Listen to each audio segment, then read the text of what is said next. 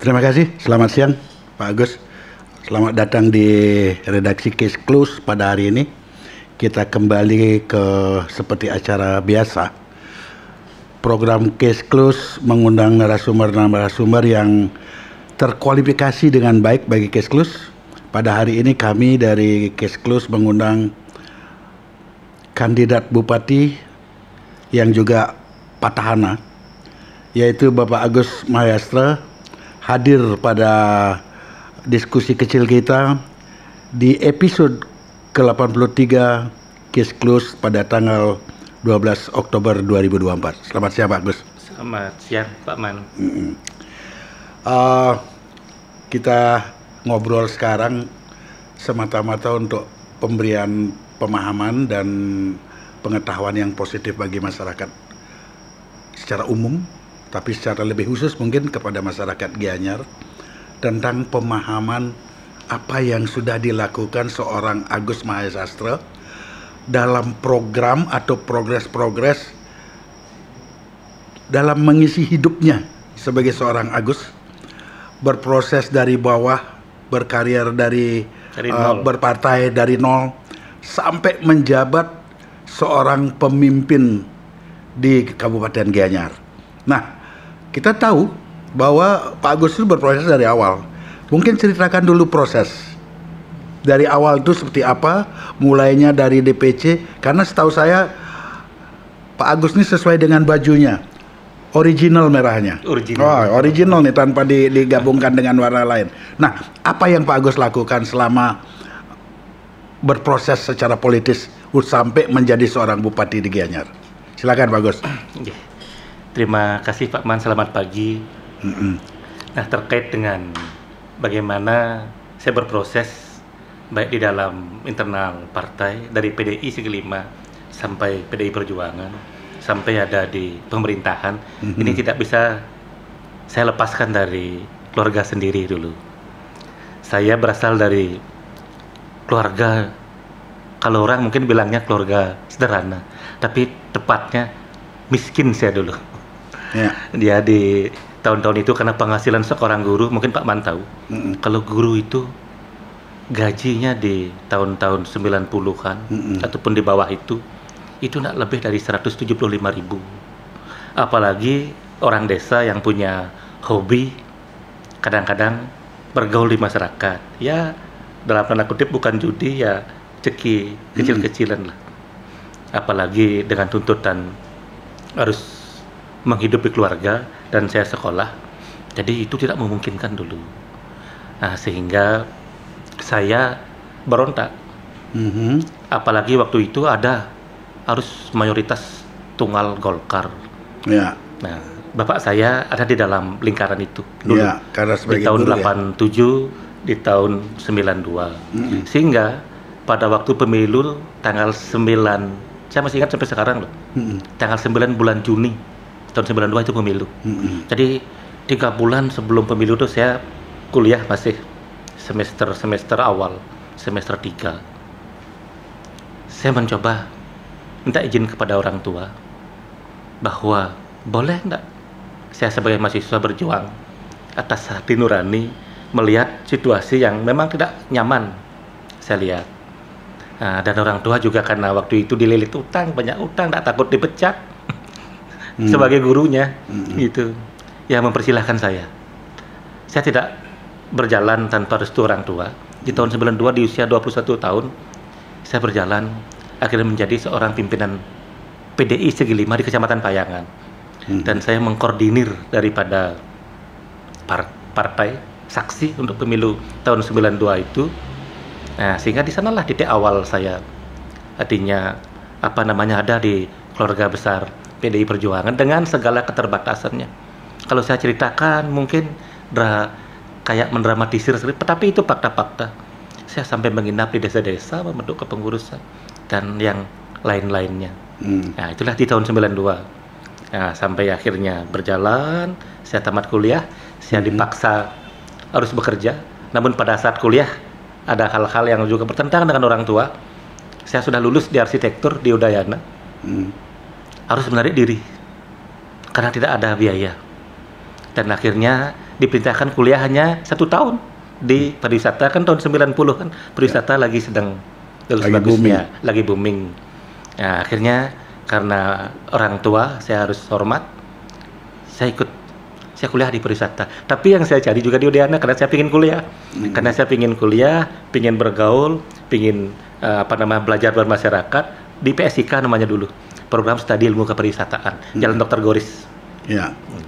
Akhirnya di sana orang tua tidak sadar, dikira saya sekolahnya kayak di P4B, kayak dulu di di Nusa Dua itu. Ya, BPLP itu dikira. Ternyata tidak tamat-tamat, bingung orang tuanya. Kok tidak tamat-tamat? Tidak tahu bahwa itu adalah strata 1, walaupun menjadi D4. Nah, tepat S1 pada saat saya kuliah baru 1 tahun diturun ke status menjadi degradasi jadi D4. Namun waktu itu kurikulumnya masih S1. Tamatlah saya di sana di tahun 96. Dan karena ingin cepat kerja, saya disuruh kerja mana bisa langsung, harus training dulu karena itu strata 1, bukan yang praktis bisa kerja. Saya training di hotelnya Cok Aceh. Di Pitamaha yang pertama, yang di Sanggingan. Janji saya diangkat 3 bulan, tidak diangkat-angkat sama Cok Aceh. Sampai 6 bulan, tidak diangkat, tahu-tahu ada krisis. Ada krisis moneter tahun 97, krisis politik. 97-98 ya. 97-98. Akhirnya ada reformasi, ada surat dari Ibu Ketua Umum kepada PAC, saya terima suratnya bahwa partai ini harus dilengkapi. Tidak boleh mengganti Korcam, tapi ada pelengkapan yang berubah, namanya dulu Korcam, Ban Korcam, jadi Ketua PAC, Sekretaris ada bendaharanya. Saya KSB lah ya. KSB, saya melengkapi itu, 1 kecamatan. Saya melengkapi itu, dan pada akhirnya lengkap dan siap dilantik. Itu kerjanya berhari-hari. Saya pakai motor Win, pinjem. Paman kebetulan jadi sekretaris desa, sekdes, saya keliling. Sampai sekarang orang-orang masih ingat semua. Saya menjadi penyelenggara pemilu dan rakyat Payangan tahu saya satu-satunya yang ikut berperan dan menentukan bagaimana keberhasilan kita menang di pemilu 99.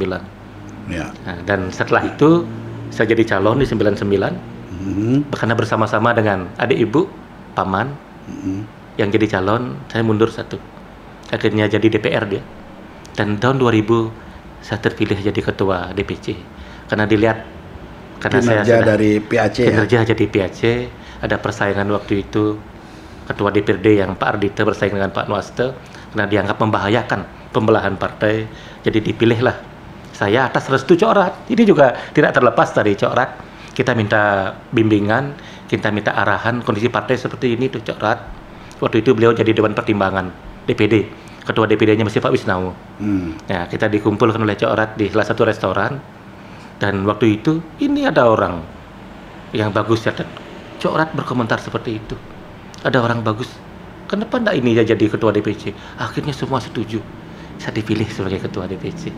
Gitu. Saya tahu memang zaman itu secara kondisi Gianyar belum menemukan performan yang pas di saat Ardita sebagai ketua. Saya paham betul karena Ardita adalah teman saya di Fakultas Hukum.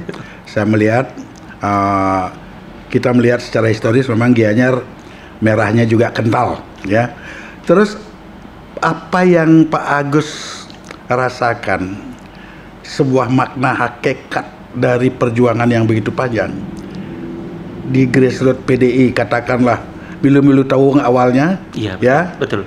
Terus menjadi struktur sampai menjadi pimpinan daerah atau bupati sekarang. Sebelumnya jadi wakilnya Pak Gong Brata kalau tidak salah 2012 ya. 2013. 13 ya itu ya. Itu kan panjang waktunya. Makna apa yang Pak Agus dapatkan dari pergulatan itu sehingga menjadi seorang pemimpin? Adakah hal-hal positif yang memotivasi setelah menjadi Polri? Oh, saya dulu seperti ini loh. Ini yang membuat jadi gaya tarik saya harus berbuat seperti ini kepada masyarakat. Karena kita tahu, kita semua tahu tagline daripada PDI Perjuangan itu adalah kelompok kaum proletar ya. Betul. Ya, kaum termarginalkan ya. Iya. Apakah itu mempunyai makna dasar sebagai acuan untuk berbuat baik kepada partai atau masyarakat Gianyar sekarang? Adakah yang memicu Pak Agus, oh saya harus begini, karena ini pengalaman saya tidak mau Gianyar seperti ini, ada nggak? Ya. Begini Pak Man, ya, mungkin ini pengalaman saya yang kalau bisa ditiru ya silahkan. Kalau mungkin gayanya berbeda-beda.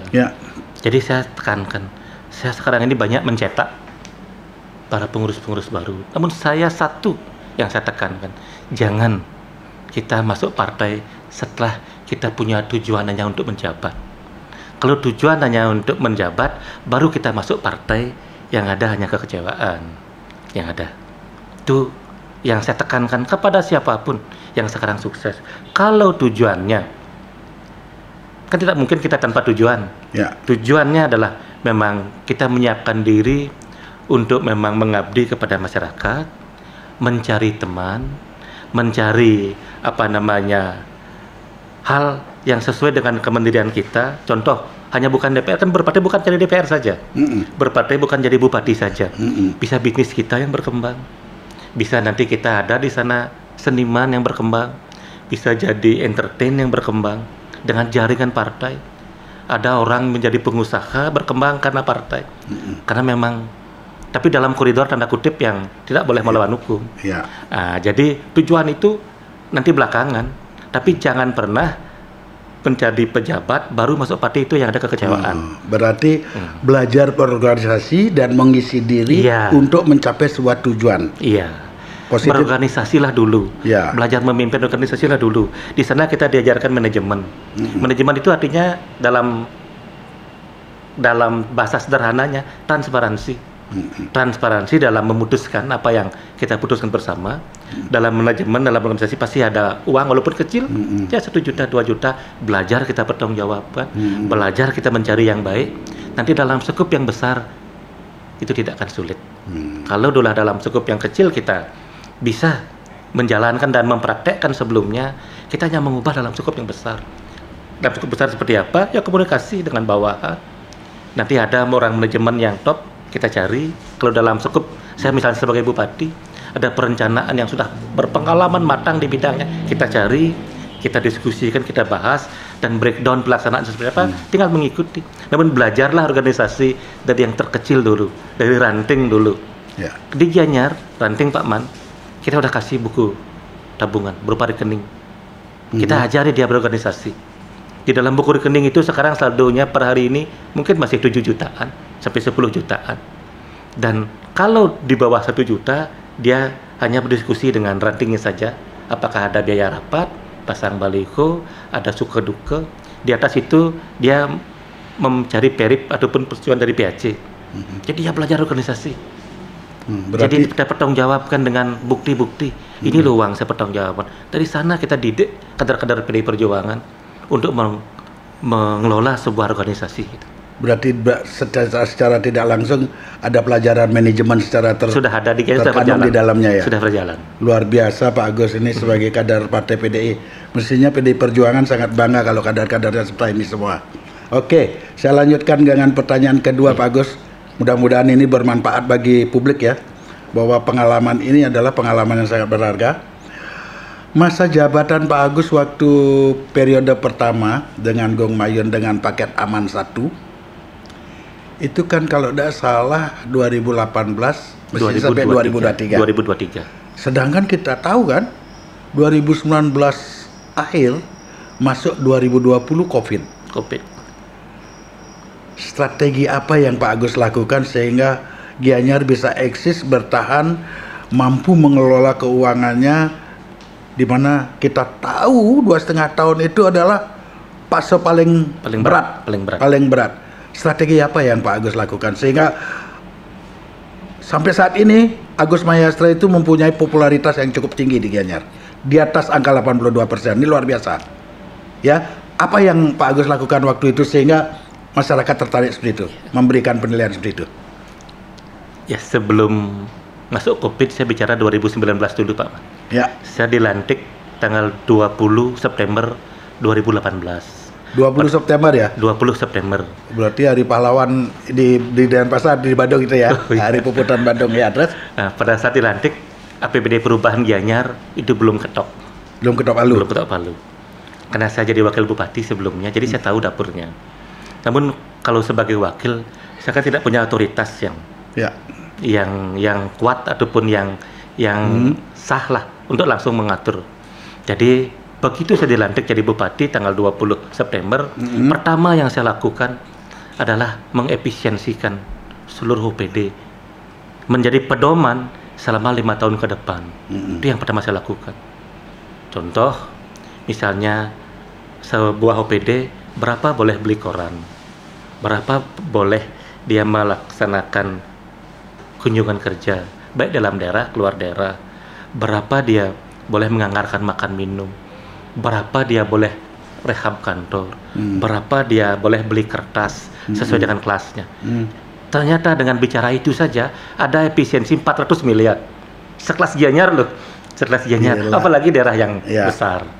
Nah, jadi saya ajak kumpul semua keluarga. Ini boleh saya hilangkan, Anda berapa menghabiskan kertas, saya kumpulkan, ada efisiensi 400 miliar.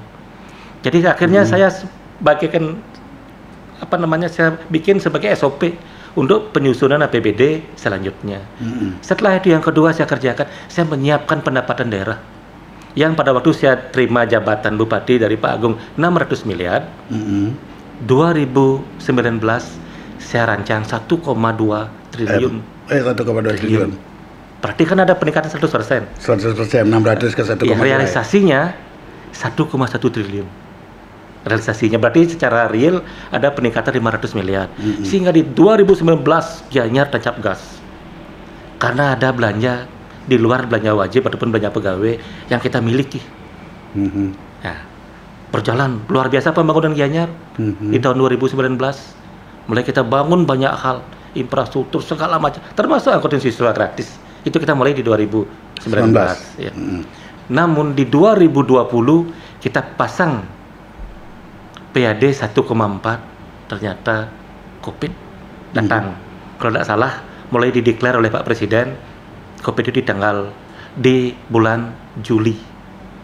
Pas waktu itu menjelang Nyepi, dideklar masuk Bali, masuk Jakarta duluan. Nah, sehingga mulailah kolap di titik nol.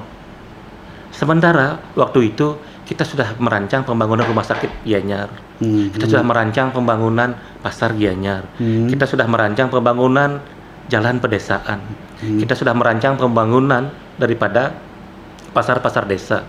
Itu pembangunan yang banyak ada di 4 OPD, kesehatan, perdagangan, PU, sama pendidikan. 4. Ada 180 program di 4 OPD itu. Jadi saya bingung. Karena kalau di Gianyar, perencanaannya clear di tahun sebelumnya. Di APBD perubahan 2019. Di 2020 tinggal eksekusi. Kita udah eksekusi, udah ada pemenangnya di bulan Januari. Gitu. Sudah ada pemenangnya. Dan sudah mulai berjalan. Gimana pusingnya seorang bupati pas begitu pendapatan tidak akan tercapai. Kita duluan melakukan refocusing, walaupun sebetulnya bukan refocusing, kita ada duluan. Tahu-tahu untuk arah refocusing itu menyusul setelah kita melakukan. Setelah kita udah melakukan setelah kita tereksekusi baru disusun soal lain. Baru ada keluar perintah bahwa daerah agar melakukan refocusing kalau memang pendapatannya tidak akan memungkinkan. Kita udah duluan melakukan. Dan syukurnya Tuhan masih memberikan jalan kepada saya untuk membangun Gianyar. Adalah keputusan Presiden terkait dengan penggunaan dana PEN. Yaitu pemulihan ekonomi nasional. Nah, yang mencakupi hal-hal prioritas mana saja yang bisa kita bangun. Nah, dan akhirnya saya mencoba untuk menggunakan itu. Saya ajukan semua 180 sekian program besar dan kecil, karena itu bersentuh langsung dengan masyarakat. Saya ajukan dan ternyata disetujui. Satu-satunya kabupaten yang pertama mendapat dana PEN se-Indonesia Gianyar. Termasuk di Bali, kan di Bali juga pasti yang pertama di 2020. Dan akhirnya berjalanlah pembangunan itu. Rumah sakit Sanjiwani berjalan, walaupun waktu itu tahap pertama saja. Dan pembangunan-pembangunan yang lain-lain, pasar-pasar, jalan, semua berjalan. Nah, akhirnya di tahun 2021 saya kembali mengajukan dana PEN. Karena masih memungkinkan dilihat dari kekuatan kemandirian daripada APBD Gianyar. Karena PEN itu adalah dana insentif, walaupun ada pengembalian, tapi tanpa bunga dengan grace period 2 tahun. Artinya dia selesai di 7 tahun. Kita 2 tahun tidak membayar. Dan sekarang pun kita bayar dengan potongan dana alokasi umum. Nah, 2021 kita mengajukan dan lagi kita dibantu.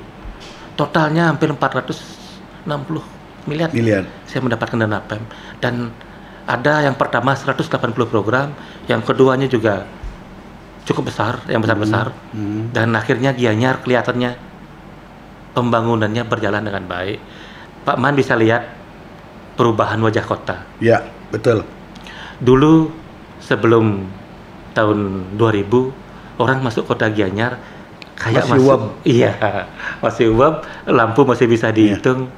Dan yang saya sampaikan kepada masyarakat Gianyar, kota adalah harus menjadi pusat perekonomian. Kota adalah menjadi pusat kebudayaan.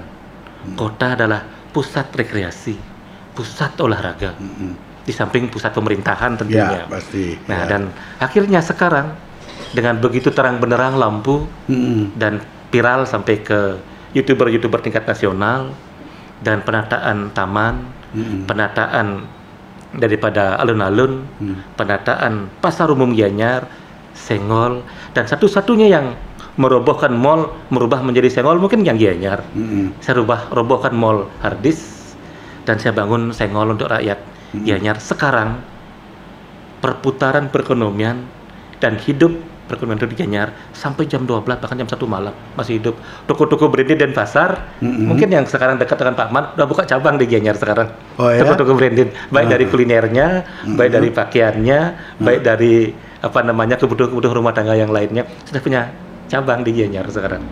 Gitu. Berarti bisa menariklah para pelaku ekonomi bergeser lah katakan dan pasar sudah mulai buka cabang, bukan bergeser lah, buka cabang di Gianyar. Nah, apakah ini sudah dibarengi dengan sistem keamanannya Pak Agus? Untuk ya kan kadang-kadang pengusaha itu butuh keamanan, butuh nyaman. Apakah itu sudah dipikirkan berkoordinasi dengan pecalang atau polisi dan lain sebagainya?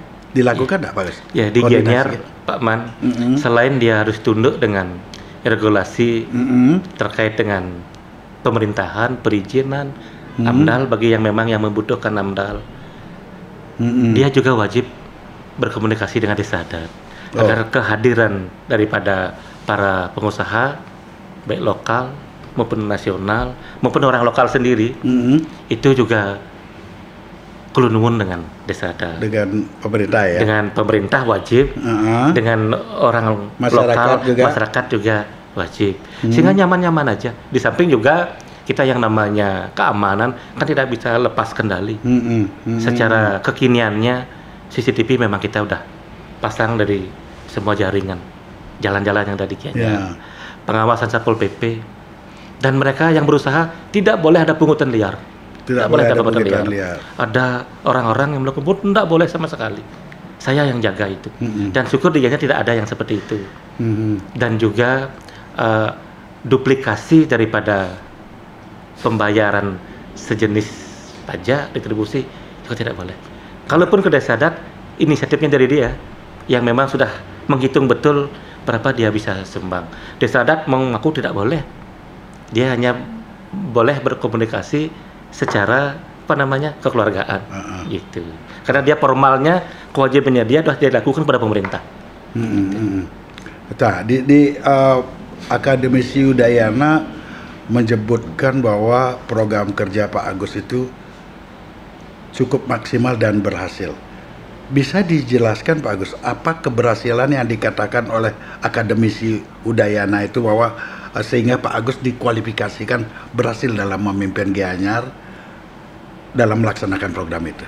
Program-program apa aja yang secara nyata bisa dirasakan oleh masyarakat sehingga dapat penilaian seperti itu oleh akademisi di Udayana?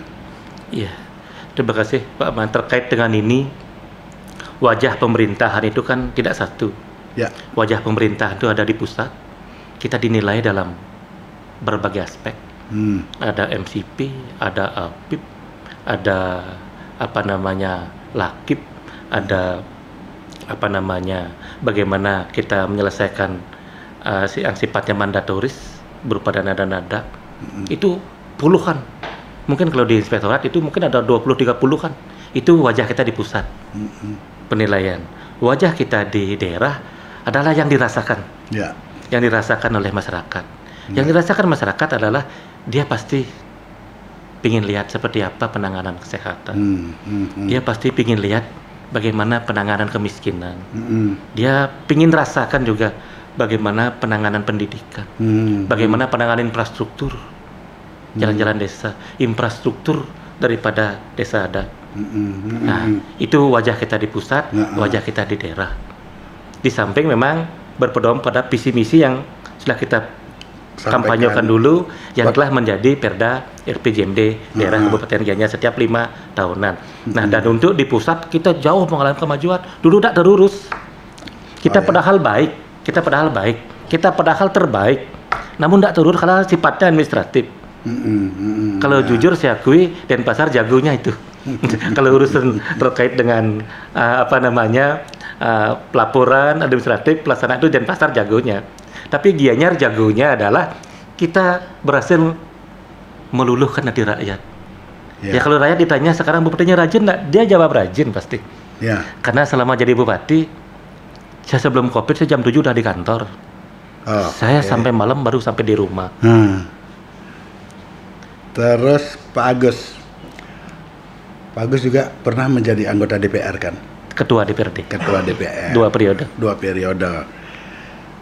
Bagaimana Pak Agus mengakumulasikan? Kadang-kadang kan antara eksekutif dengan yudikatif ini sering juga ada gap.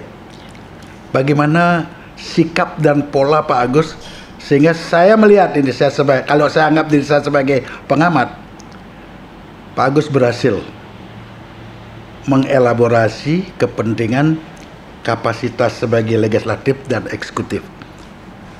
Seperti apa sih cara Pak Agus menangani ini? Apakah semata-mata karena saya pengalaman kok di DPR, saya tahu kok boroknya DPR, saya tahu kok gini. Apakah itu juga berguna dalam memanage pemerintahan Pak Agus sekarang?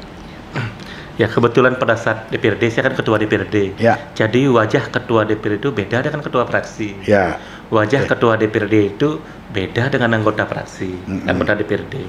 Kalau ketua fraksi memang wajib dia harus berwajah galak, dia berwajah selalu yang dia bicarakan dari satu sisi tentang kepentingan rakyat. Itu ketua fraksi. Dia wajib mengkritik. Namun ketua DPRD dia wajib mengetahui kesulitan daripada birokrasi. Dia wajib mengetahui kesulitan birokrasi itu dari sisi apa? Dari sisi regulasi, dari sisi anggaran, dari sisi waktu, dari sisi yang lain-lainnya. Wajib ketua DPRD. Dan kebetulan 10 tahun itu saya ketua DPRD. Nah, sehingga sebelum sidang-sidang saya biasa panggil untuk mengetahui bagaimana perencanaannya.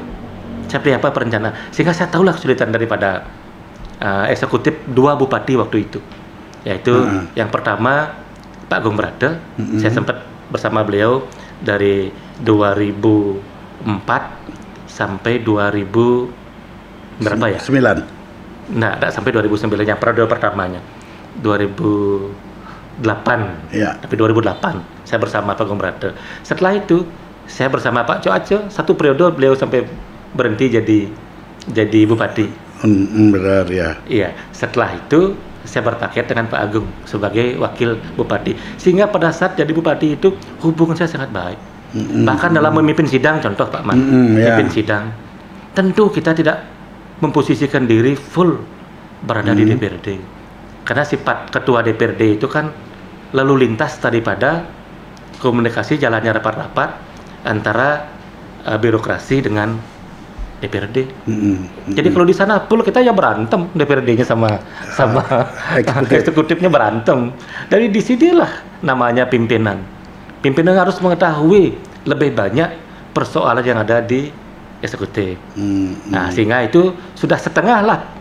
Jadi terkait dengan hal-hal yang saya pelajari, sudah saya pelajari sebagai ketua DPRD. Sehingga jadi wakil bupati, saya memahami lebih dalam lagi. Sehingga begitu jadi bupati, istilah sekarangnya tinggal injak gas saya. Orangnya saya tahu, dari mereka jadi kasih sampai sekarang jadi kepala dinas. gayanya saya tahu, karakternya saya tahu, programnya sudah sering saya tangani. Jadi Gianyar walaupun COVID tancap gas, dan buktinya kesehatannya kita berhasil, pendidikan kita berhasil, infrastruktur kita berhasil, peningkatan perekonomian kita berhasil, dan indikatornya setiap tahun saya melaksanakan survei, kepuasan publik cukup tinggi di Kabupaten Gianyar. Luar biasa Pak Agus Mayastra ini ya. Nah, ini saya singgung sedikit tentang tanggal 27 November ini kan pilkada lagi ya, pemilihan bupati. Sebagai petahana, Pak Agus maju yang kedua ya. Sebagai bupati, kalau wakil sudah berarti kan sudah terlewati. Iya. Nah, di Gianyar itu ada mitos bahwa selama pemilihan langsung itu tidak ada bupati berturut-turut 2 kali atau berturut-turut ya. Apa pendapat Pak Agus tentang mitos ini? Karena Pak Agus kedua, apakah itu merupakan mitos yang harus ditakuti sehingga menggunakan strategi khusus, atau Pak Agus yang harus seperti apa? Yakin kan kalau maju ke depan ini akan berhasil? Ya, silakan Pak Agus. Ini mungkin kalau dibilang mitos mungkin juga kurang tepat. Pertama, Pak Agung Brate kalah memang dari Pak Cok Aceh. Ya pada waktu itu situasinya memang, ya kalau saya ceritakan di sini, memang seorang petahana belum begitu inlah maju dari sisi bagaimana, karena beliau bukan orang partai, masuk ke PDI Perjuangan, dan juga kesiapan partai, dan partai waktu itu terbelah. Partai terbelah, DPC PDI Perjuangan Kajaran sampai ke ranting, ada pembelahan dengan Dewa Putawardana, mungkin Pak Man masih ingat. Yang kedua, Cok Aceh bukan kalah, Cok Aceh tidak maju. Nah, kalau Pak Cok Aceh yang di periode kedua, beliau memang memutuskan tidak maju karena saya tahu juga, kan beliau bersama saya tiap hari. Karena memang dari terah beliau dalam Sukawati, merekomendasikan kepada Pak Cok Nini waktu itu, sehingga karena beliau seorang negarawan, beliau ingin juga menjaga keluarga besar beliau, sempat bicara ke saya, jadi beliau ya mendukung juga karena itu keputusan keluarga besar beliau. Jadi dia tidak maju, tidak kalah, gitu. Nah, sehingga kalau dari 2 kejadian itu dipakai mitos, ya sah-sah saja. Tapi saya bisa menganalisis kedua-duanya. Oh, berarti saya bisa menganalisis kedua-duanya itu. Punya strategi lah, tahu dah apa sebab mitos itu dianggap mitos, sehingga Pak Agus sudah tahu strategi apa yang dipakai, kan gitu ceritanya ini. Nah, saya tertarik lagi kembali agak ke depan juga ini. PAD Gianyar itu luar biasa peningkatannya ya, luar biasa. Terutama dari bidang jasa perhotelan, perkembangannya itu luar biasa, sehingga menambah otomatis PAD itu. Strategi apa yang Pak Agus pergunakan untuk dunia jasa perhotelan terutama, atau pariwisata secara umum, sehingga PAD Gianyar seperti itu? Apa yang strategi apa yang diterapkan? Ya, bicara PAD Gianyar, Pak Man. Ya. Itu kembali yang saya di awal broadcast tadi. Di tahun pertama saja saya bisa meningkatkan dari 600 menjadi 1,1 miliar, 1,1 triliun. Setelah COVID, janganlah kita bicara PAD. Begitu selesai COVID, di 2023 masih jabatan saya pasang PAD itu 1,4 triliun kalau tidak salah. 1,4 triliun, dan tercapai.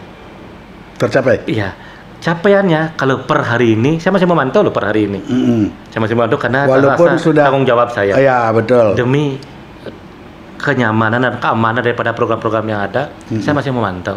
Karena semua OPD di Gianyar pada saat saya jadi bupati, saya suruh menyiapkan aplikasi. Itu bagian daripada transparansi.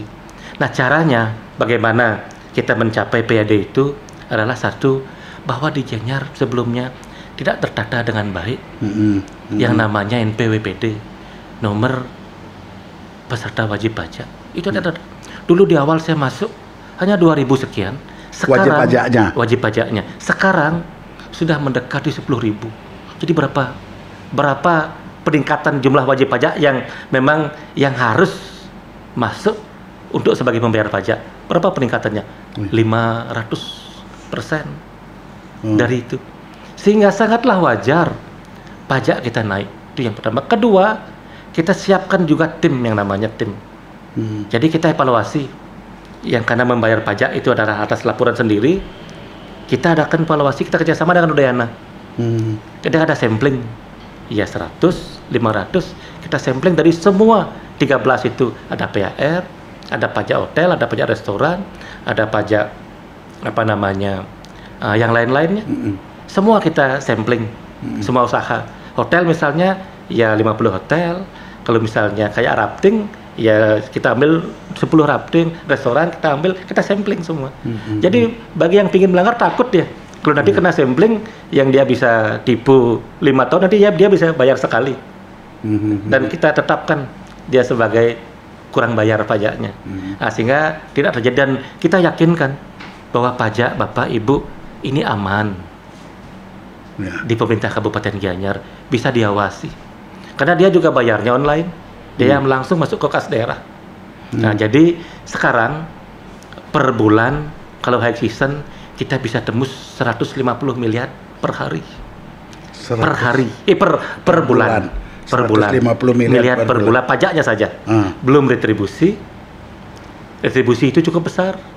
Retribusi yang dikelola oleh pemerintah Kabupaten Gianyar seperti Tirtempul plus yang lain-lainnya dan 6 objek itu bisa menghasilkan 300 juta per hari, dan target yang tertetapkan juga retribusi itu 70 miliar sebulan, belum BLUD. Dari seluruh puskesmas, rumah sakit yang kita tetapkan hampir per bulannya sekitar 20 miliar. Jadi setahunnya 200 miliar. Jadi totalnya per hari ini kita akan tembus di atas 1,4 triliun, dan 2025 kita akan mendekati 2 triliun. 2025 karena perpindahan daripada option. Option itu yang sebelumnya adalah kewenangan provinsi yang memungut, sekarang sudah langsung menjadi item pajak yang kewenangan daerah yang masuk setiap hari. Itu akan nambah menjadi 160 miliar. Itu akan nambah. Luar biasa ini Pak Agus, luar biasa kepemimpinan yang sukses ini. Doa saya semoga Pak Agus terpilih lagi ya, biar bisa mempertahankan Gianyar yang terbaik lah di Bali. Terus dari pelaksanaan ini, program-program ini, kan pemimpin dengan staf atau pegawai lah, bersinergi nggak? Umpamanya BPKAD mengusulkan, Pak, untuk peningkatan pajak Pak Bupati kita harus survei lagi untuk penambahan WP gitu bawahnya. Ada nggak diskusi-diskusi seperti itu antara BPKAD umpamanya dengan Pak Agus waktu itu, atau inspektorat dengan Pak Agus? Ada nggak seperti itu? Nah, kebetulan sharing pendapat. Kebetulan pada saat saya menunjuk PLT kan sempat kepala BPKAD meninggal, Pak Akan Jati. Saya masih menjabat sebagai bupati. Saya ingin membuat inovasi yang berbeda, baru, yang berbeda dan yang terbaik. Sehingga waktu itu saya menunjuk kepala inspektorat yang betul menguasai bidang IT. Dan kebetulan dia saya tugaskan untuk mengurus IT di Kabupaten Gianyar. Sanggup tak ngurusin peningkatan WP ini? Ya di era dialah ini terwujud. Sehingga pada waktu itu dengan sistem aplikasi yang ada di handphone, seluruh pegawai jumlahnya ribuan, mungkin 4.000 pegawai yang ada di Gianyar turun semua. Tidak ada honor. Tidak ada honor loh. Turun semua dengan berbagai lapis. Nanti siapa yang dapat terbanyak, kita kasih reward dari pribadi saya dan pribadinya kepala BPKAD PLT yang waktu itu, Murah BEM yang saya tunjuk. Akhirnya berlomba-lomba sepulang dari kantor, dia bawa HP, dia tahu di lingkungan ini, oh ini ternyata belum terdaftar, ini belum punya NPWP. Di sanalah peningkatan WP yang luar biasa, WP wajib pajak yang membuat sekarang pajak kita stabil. Dan kita tahu dari 8.000, 9.000 atau 10.000 wajib pajak ini, kalau 200 saja tidak bayar, kita tahu di sistem itu. Dan kita datangi, misalnya kantor Pak Man ini tidak bayar pajak nih, penghasil pajak, ternyata dia nol pajaknya. Kita minta di laporannya, kita ketik mana yang nol laporan pajaknya, keluar, turun. Kalau memang tutup ya kita keluarkan. Berarti pemerintah proaktif ya di sini? Proaktif sekali. Gitu. Itulah yang ditemukan artinya oleh PLT BPKAD waktu itu, yang sekarang menjadi sistem dan menjadi salah satu faktor peningkatan pendapatan asli daerah di Kabupaten Gianyar. Luar biasa Pak Agus, luar biasa. Saya sangat setuju. Setelah saya hitung ini udah hampir 45 menit ya. Mohon maaf kepada redaksi juga karena lagi asik nih, menarik sekali. Tapi sebelum saya akhiri, ada pertanyaan. Nanti terakhir ada. Ini yang kedua dari terakhir Pak Agus. Bagaimana tentang pendapat Pak Agus tentang isu-isu yang sekarang berkembang secara nasional dan di daerah tentang yang kita sebut isu dinasti politik? Apa pendapat Pak Agus? Iya. Bicara dinasti politik, Pak Aman, ada dua yang poin yang ingin saya sampaikan. Ya. Satu, sepanjang tidak melanggar aturan dan tidak merubah aturan. Itu satu. Itu hak semua orang menentukan pilihannya. Dan yang kedua, biasanya kalau pengusaha, anaknya biasanya pasti jadi pengusaha. Karena dia harus melanjutkan usaha hotel, restoran, apa. Kalau bapaknya jaksa, pasti anaknya sebagian besar jadi jaksa. Kalau bapaknya polisi, biasanya kapan ada perekrutan, ada anaknya jadi polisi. Kalau bapaknya tukang bangunan, rekanan, dia biasanya pelanjutnya ada dari rekanan. Kalau bapaknya sudah punya basis massa dan massa itu sangat nyaman dikelola, diurus, dan bapaknya harus mengakhiri, biasanya yang menerus mengurus itu biasanya. Jadi itu lumrah sudah. Jadi itu secara kasat mata masyarakat. Namun yang tidak boleh, dinasti politik itu mengubah aturan. Mengubah dan merubah. Dan merubah aturan. Memaksakan. Untuk demi kepentingan. Demi kepentingan pribadi. Berarti kesimpulannya, Pak Agus menganggap sah-sah saja sepanjang tidak merubah aturan dan mempunyai talent untuk dan itu. Dan mempunyai talent dan kemampuan. Kemampuan dan talent ya. Oh, oke. Terima kasih Pak Agus. Ini terakhir nih. Iya. Sebelum berakhir, sekali lagi saya mengucapkan terima kasih atas penjelasan Pak Agus kepada publik ya. Siapkah Pak Agus melaksanakan pilkada damai di Gianyar atau di Bali secara umum? Karena persiapannya Pak Agus juga akan menjadi pimpinan partai ke depan. Aduh. Karena ini harus dipersiapkan dari sekarang. Bali ini menarik loh, luar biasa. Bali ini kecil tapi mempunyai daya tarik tinggi di Indonesia. Siap Pak Agus ini? Ya, atau punya konsep tersendiri kah? Bagaimana nanti kalau saya jadi ketua partai, setelah saya jadi bupati, untuk memimpin partai merah yang bagus ini, menjadi pelaku atau peserta pemilu untuk membuat damai. Ya, Pak Man, terkait dengan kampanye damai, saya sudah punya pengalaman. Kalau di hajatan pilkada 2 kali sebagai wakil dan sebagai bupati. Pada saat sebagai wakil, saya masuk ke Peliatan. Saya telepon Pak Cok Nindya waktu itu. Pak Cok, ampura, saya mau kampanye di Desa Peliatan. Oh silakan Pak Agus. Seperti itu saya. Sebelum saya masuk. Dan biasa kita ngobrol. Pada waktu berkompetisi dengan Pak Cok Ibah juga, karena beliau kan sempat jadi wakil ketua DPRD, saya ketua DPRD, komunikasi saya lancar. Dan sekarang dengan Pak Gung Kakarsana, di mana-mana saya ketemu saya peluk, saya ngobrol hal santai. Tapi selama berkompetisinya harus serius. Kompetisi kita tunjukkan seserius mungkin kompetisi, tapi tidak mengurangi hubungan personal. Itu di Gianyar, sehingga sampai sekarang Pak Man bisa lihat masih sangat nyaman sekali, sangat kondusif sekali. Nah kalau untuk pimpinan partai, sekarang kan sudah pimpinan partai. Iya kan biasa. Jenjangnya dulu kan betul wakil bupati dulu bupati. Nah sekarang ketua DPC, ketua DPD, hal-hal yang wajar. Sepanjang potensi itu kan mendukung. Semoga itu menjadi kenyataan Pak Agus, sehingga PDI ke depan lebih baik dan baik, sehingga menjadi partai milik rakyat Bali kalau bisa ya Pak Agus ya. Oke, terima kasih Pak Agus karena waktu pula yang harus memisahkan pertemuan kita pada hari ini. Semoga di saat-saat yang akan datang bila ada kesempatan lain, kami dari manajemen atau redaksi Case Close sangat berharap ada pencerahan yang baik dan benar seperti ini, sehingga selain timbal balik masyarakat paham akan cara kepemimpinan Pak Agus dalam memberikan informasi, dan Pak Agus pun dapat mensosialisasi lebih baik dan lebih baik. Ya, saya tutup dengan Purama Santi. Semoga ini berkenan dan berguna bagi masyarakat Bali. Tutup dengan Purama Santi. Om Santi Om. Terima kasih.